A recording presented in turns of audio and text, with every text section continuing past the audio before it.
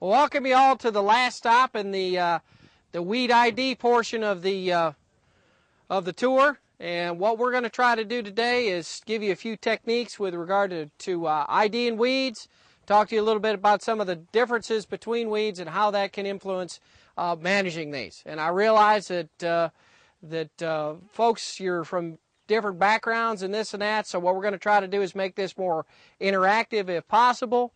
And also try to make sure that you guys get the answers that you need from a weed ID standpoint. So, what I'm going to do is cover a lot of the handout, kind of go through some of the background in the handout. And if you'll notice right on that first page, what we've got is annuals and perennials. And that's a big thing when we start looking at weed management because in an annual weed situation, you're dealing with stuff like you see right over there in that field. And that is where you've got an area where you've sprigged either Bermuda grass or limpo grass or whatever pasture that you're putting in.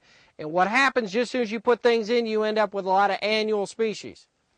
Now, once the grass starts to perenniate and gets into a situation where it's growing year after year, what you'll have happen is you'll have a shift into perennial weeds. So you'll start to change from annual weed species into perennial weeds. And perennial weeds take longer to establish, but they also take longer to eradicate from a situation.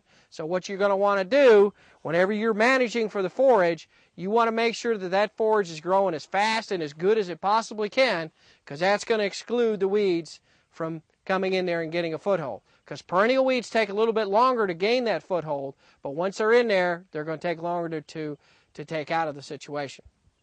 Okay, a couple of things I want to show you is some examples of an annual weed right here. This is Caesar weed. That's the same thing as that one over there with the lavender flowers on it, the pinkish flowers. Okay, this will act like an annual species, but because of the fact that we're down here below the I-4 window, this thing is going to act more like a perennial. It's going to come back. The other problem with a species like this is if you mow it, it's going to turn into a lot more than just one. And you're going to end up with somewhere around 3 or 4 branches coming off from this thing here. The key in any type of this annual weed is you don't want to let it get any size to it. You let it get size to it, it's going to be harder to control. And what you're going to end up with, this is Caesar weed. This is another one called goat weed. And you can see what's happened with this is at some point in time it's been mowed. And all of a sudden, instead of 1 stalk, you've got 2. The longer it sits in the ground, the bigger it gets, the more it's going to have a tendency to split off and make multiple shoots. So if you're going to use mowing or you're going to use herbicides, get it when they're small. Don't get it when it gets any size to it or it's going to come back. This is goat weed. Another thing you're going to need to look for is make sure you know what you're IDing. This right here looks a lot like a grass, but it's not. It's a little monocot species called doveweed. And doveweed is a problem this time of year in low-growing situations, wetter areas. It can be a big problem in turf. If you've got this in your yard, you're going to have it for a long time. The worst thing you can do is mow it, because you get all the seeds on top of the mower deck and then you'll spread them everywhere throughout your yard. I know because I've done it in my house. I got it everywhere. This is doveweed, but make sure that when you look at control techniques, this is not a grass, so you can't use materials that are going to have grass control. Another thing that we're going to look at is besides grasses and broadleaves, you've also got sedges. And sedges are going to come on pretty heavy this time of year, particularly if it's raining. In wetter areas, once your fields start to get some water starting to accumulate in there, you're going to see a shift in species. This is sedge. And there's about 70 different kinds of sedges in Florida. About 10 or so are going to be troublesome in a pasture situation or in a lawn or in an agronomic situation. And one of the ways that you can tell a sedge is the sedge is going to have a triangular stem as opposed to a grass. And what you can do is if you roll this sedge between your fingers like this, you can see how it's angled when it rolls. So it's got an angle, a 3-sided stem instead of a round stem. And one way to remember that is sedges have edges while grasses are round. So that's one way you can distinguish that. To try to control a sedge versus a grass, two totally separate type of systems. Herbicide-wise, completely different. So you're looking at one set of chemicals is very good on sedges, another set is going to be very effective on grasses. Fortunately, most of your forages are going to be grasses, so you can use materials that will control sedge in there. Okay? Now, the other thing I want to talk to you about is the two different ways in which grasses will become perennial. And perennial grasses can be some of your biggest problems when it comes to try to managing grasses in a forage, because it's a grass within a grass. So the types of chemicals, the type of management approaches that we have are very, very tricky. All right, we've got two grasses here, two perennial invasive grasses. One is West Indian marsh grass. The other one over here is Cogan grass. Now, if we look at how these things spread, they're both perennial weeds, they're both perennial grasses. If we look at the West Indian marsh grass, what it's doing is it's coming out sideways. It's sending runners on top of the ground, and they're walking out. These runners will peg into the ground, and then they'll go ahead and send out another shoot. It'll just keep walking like this, right on top of the ground. What you're dealing with Cogan grass is a little bit different situation. Cogan grass is going to go ahead and produce underground rhizomes like this. So instead of walking on top, it's going to walk underneath. So if you're looking at it from a management standpoint, which one's going to be worse to control? The one that walks on top or the one that walks underneath? The one that walks underneath, Cogan grass, is going to be much harder to control.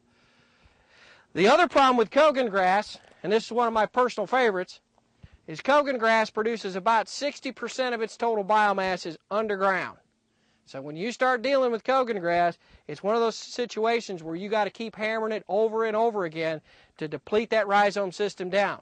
West Indian marsh grass is a little bit easier. You just spray it because of the fact that most of the plant is above ground. It's getting contacted by the herbicide and it's going to get controlled.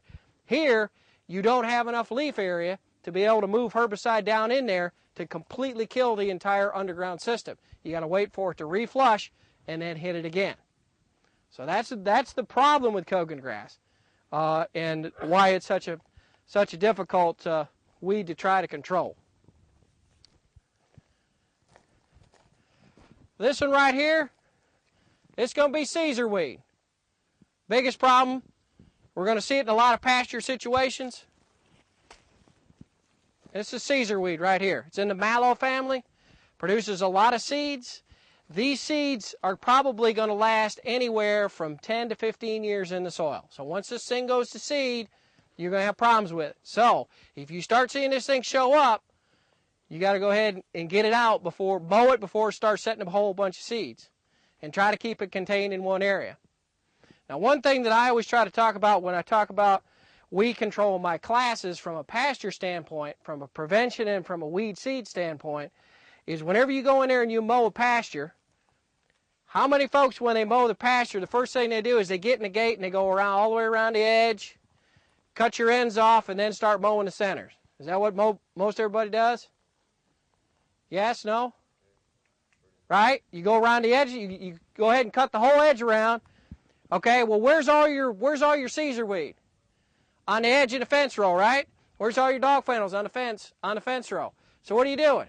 You're basically loading the top of that bush hog mower up with every seed possible around the outside of the field, and then you're mowing the inside of the field and equally distributing across the whole center of the field. All right? So you got two options. Mow the center first and work your way towards the edges, or when you get done mowing the edge, knock it all off the top so you're not spreading all those weed seeds all across the pasture when you mow. Okay? Another big problem we're going to have is dog fennel. Everybody know what dog fennel is? Anybody know why it's called dog fennel? Well, it's called dog fennel because of the fact that it looks a lot like the herb fennel. And old-timers used to take dog fennel, you know, it's got that smell to it. If you take the leaves and rub it into the back of dogs, supposedly it'd keep fleas away. That's why they call it dog fennel. That's just a little... I worked on dog fennel, so I have to... Since our master's was on dog fennel, I have to at least give you that I learned a little bit about it. So it's a wind-blown seed. It's probably going to last in the soil anywhere from 2 to 3 years. The problem with dog fennel is it needs light to germinate. So if you've got an open spot in the field, it's going to come in. If you've got a thick ground cover, it's not going to have a tendency to come in and get established as readily. But you've got an open area, it's going to come in, and there's no way you're going to stop it unless you can shut the wind down. Because it's a wind-blown seed, it's native, it's been here before any of these other grasses got here.